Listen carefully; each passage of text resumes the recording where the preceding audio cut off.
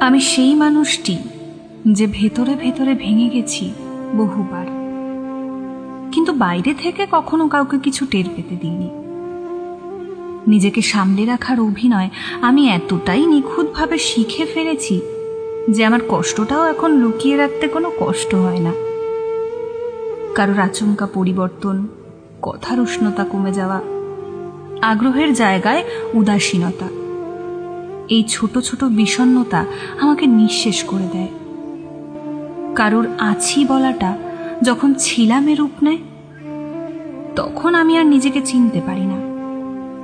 অথচ আমি কখনো কারোর কাছ থেকে খুব বেশি কিছু চাইনি, শুধু একটু স্থির থাকার জায়গা চেয়েছিলাম।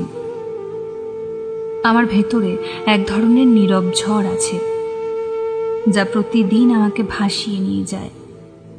আমি চেষ্টা করি নিজেকে শক্ত করে ধরে রাখতে, কিন্তু প্রতিবারই নিজের ভেতরের ভাঙনটা আর সামলাতে পারি না। আমি চাই কেউ একজন পাশে থাকুক, যে বুঝবে আমার ভেতরের এই অসমাপ্ত যুদ্ধগুলো। আমি জানি আমি সাধারণ নই।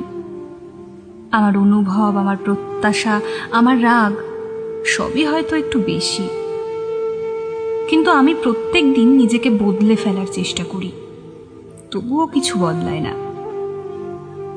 তাই যদি কখনো তোমার মনে হয় আমি বোঝা হয়ে গেছি, তবে চলে যাওয়ার আগে অন্তত একটিবার বলে যেও।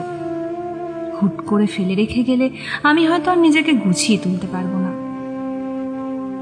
কারণ যাকে আমি আপন ভাবি, তার দেওয়া ফাঁকা জায়গাগুলোয় আমার সবচাইতে বেশি কষ্ট হয়।